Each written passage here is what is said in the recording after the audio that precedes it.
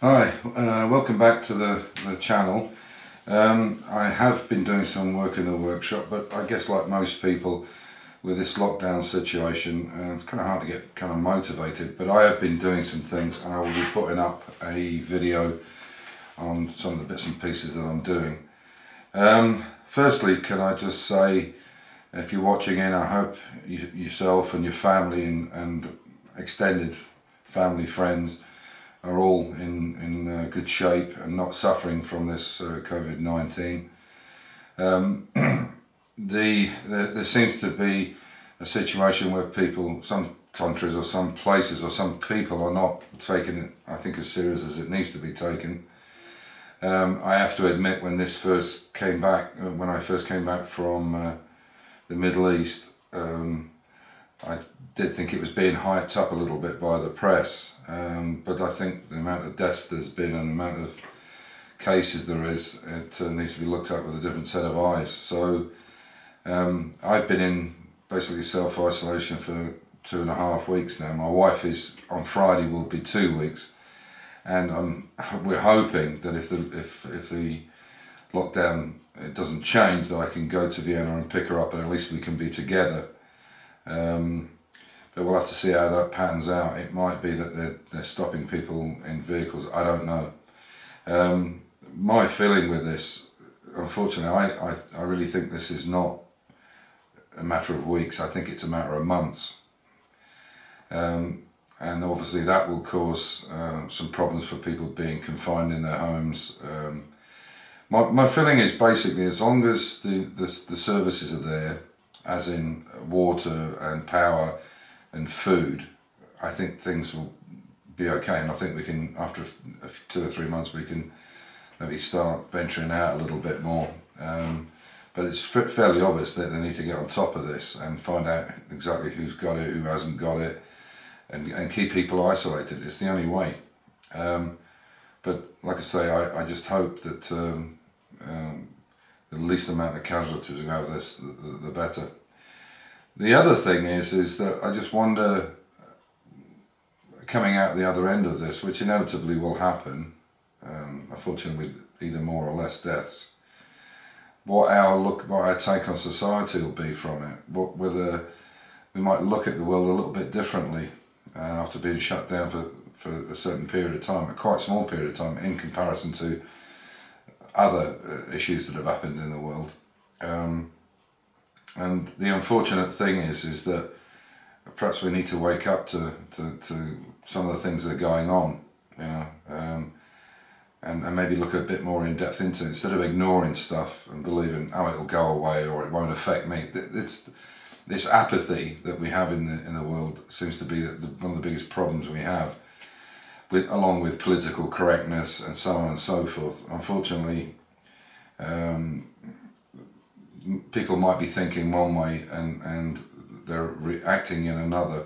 Anyway, that being said, I want to finish up. I'm going to do another segment in this video now where I'm going to go on about this Titanic thing and some of the things that I've come up with. And you know, please look at the situation with the Titanic, or conspiracy theories in general, is what I'm trying to basically say is that you know, people say, oh, there's no smoke without fire, or the smoking gun syndrome, whatever. The problem for me with a lot of these things is that, as I said, the truth can be highlighted and it can be put down, and the truth can be hidden, and so on and so forth. I just want to make people aware. I'm sure a lot of people are aware. Some people go over the top with these ideas and fit things in to make it suit themselves, and there's just as much evidence to counteract it, but you have to wonder where that evidence comes from.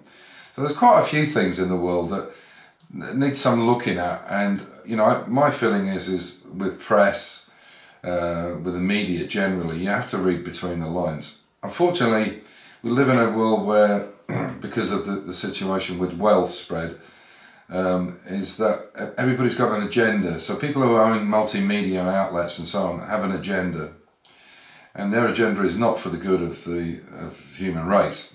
That's a fact. So their agendas differ from ours, but they're trying to, and it's basically propaganda. I mean, you know, Goebbels in the Nazi Party was a brilliant propagandist. You know, I'm fairly sure quite a lot of the men that fought in the Wehrmacht in the Second World War were not aware of what was going on in Germany with the concentration camps. I'm convinced of that, because it's so easy to do things behind people's back. You would think that any kind of secrecy or any conspiracy or a conspiracy of any type would be easily either debunked or would have evidence. You know, people have worked with it or against it. But it's amazing the power or the power that can be put over people to keep them quiet. Anyway, so that being said, please take care. Let's try and get out of this the best way we can, but I believe it'll be a few months rather than weeks, possibly even 3 months, who knows, could be more. We're just going to have to put our heads down and get on with it. You know, at the end of the day, it's not the worst thing that could happen to us, but maybe it might wake us up. So I'll catch you in the next bit. So I wanted to do this little bit on this Titanic. I mentioned there was some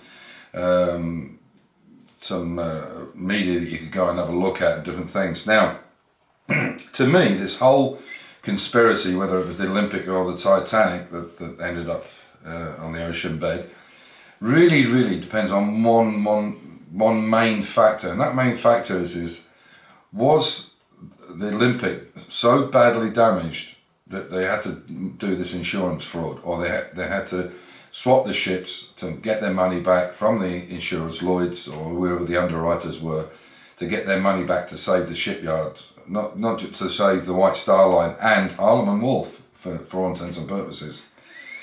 So that's the excuse me, that's the thing. That's the main thing.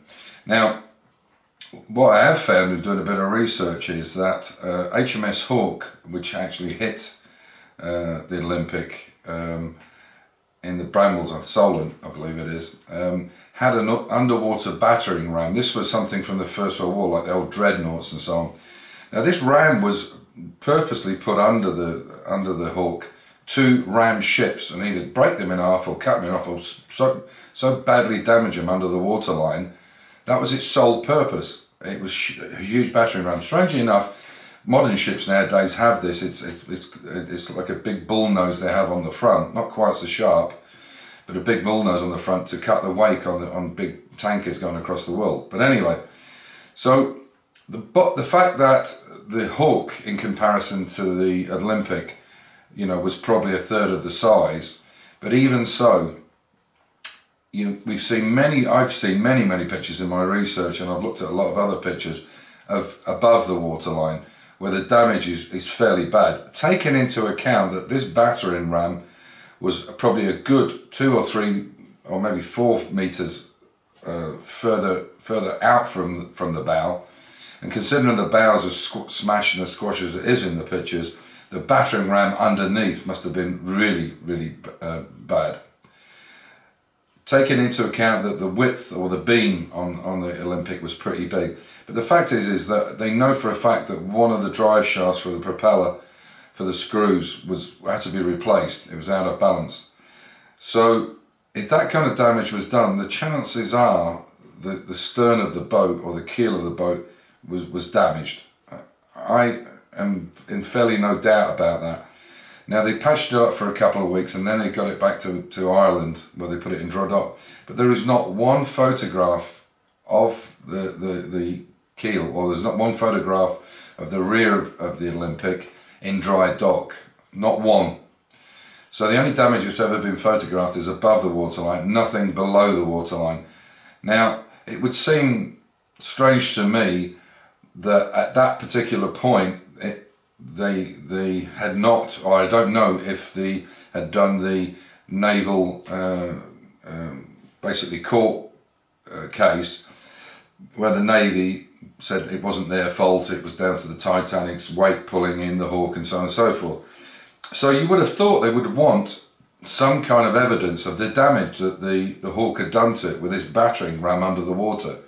So you would think there would be photographs when it was in dry dock. Now I don't know if one preceded the other, but you would have thought at least they would have had some photographs. And even though photography was still not in its infancy, but it wasn't that situation that we have nowadays, obviously.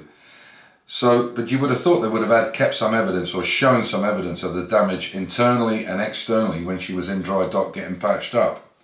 So that's the crux of the whole conspiracy. If you believe that the Hawke did so much damage, it was financially, not impossible, but financially not economic viable to repair the ship, then this conspiracy theory of swapping the two ships makes absolute sense. It was common practice in the 1900s to change ships' names and also scuttling ships. It was, Lloyd's of London have been through it, and there was many situations where this had happened. As I say, it was common practice, maybe it's too strong a word, but it was well known to have happened on quite a few situations with ships sinking. Ship being over-insured, under-insured. This is exactly why ships work under a flag of convenience, Liberia and so on and so forth. These are, you know, tuppenny-halfpenny countries. Sorry, I don't mean to be derogatory, but basically Liberia. I mean, you know, come on. So, and I know this from the oil world, working in the oil business, because we had, you know, Panama, and they were called flags of convenience, and it's basically because it's easy to get them insured in a way, and they don't have to meet a certain standard if they're registered in Panama or Liberia or wherever. This is exactly why it's done. It's done for financial gain, nothing else.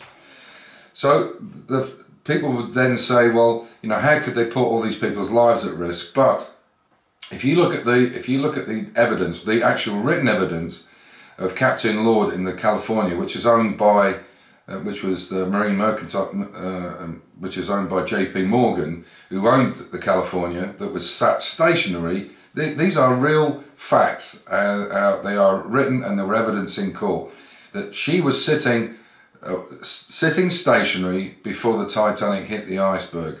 Many hours. She left, I think, left the UK 4 days or 5 days before. Why did that Captain Lord? Why did he sit there overnight or during the night? Why did he sit stationary but the engines and the boilers were still stoked? This is in a time when there was a national coal strike in the UK and they had coal to get all the way to America. Why is that? When no other ship did it? It seems very strange to me. It can only be for the reason that there was going to be a rendezvous, they were going to take the passengers off, and I believe even if they hadn't hit an iceberg, whether that was part of the plan or whether it wasn't part of the plan, they probably would have scuttled her anyway by opening up the plugs to the outside of the hull, so they could have done it that way. It's a fact that there was a fire in the coal bunker. This is actually documented. There was a fire in the coal bunker. Was that the backup plan? If whatever. And the fact that they actually steamed right through an ice field, known ice field, that had been sent to them from the radio operator on the California to the Titanic, and yet it went right through the centre of that ice field.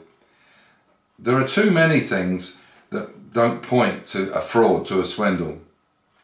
And there were the amount of passengers that were on board. This is, as I said, bear in mind, this was a national coal strike. People were desperate to get to America, and yet the Titanic was just over half full. Why would they sail with less people on it? Maybe because they knew they were going to sink it, and they only had enough room on the California or whatever ship was around to rescue them. Who knows? Anyway, I'll leave you with that one. If there's any other things you want to add to that, that's entirely up to you. And I have been asked to do a few things, and I'll start looking into those, and I'll try and interject it with my car ones. I'm basically just trying to make some content so you have something to watch, and I hope you're enjoying them.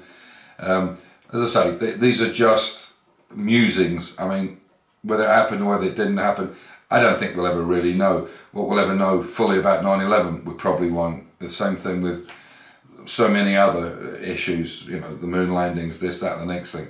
Whether you believe it or you don't believe it, you know, I'd like to write in or make a comment on what you actually think about these anyway. So on that note, today I have to go out and to get some work done with my cars, because otherwise I'll be feeling terrible. I'm one of these people that beat myself up about not being productive, and I hate it when I'm not productive. But you know, we're in a situation now, we're all locked down. You think, oh, I'll just watch this, or I'll just look at that, I'll just do this, anything to avoid actually going out and doing something. So I need to kick myself up my own arse and get on with it. And on that note, stay safe, keep the faith, and enjoy your hobby, whatever the hobby is. And let's hope we just all come out of this and we have it behind us in the next few months. Take care.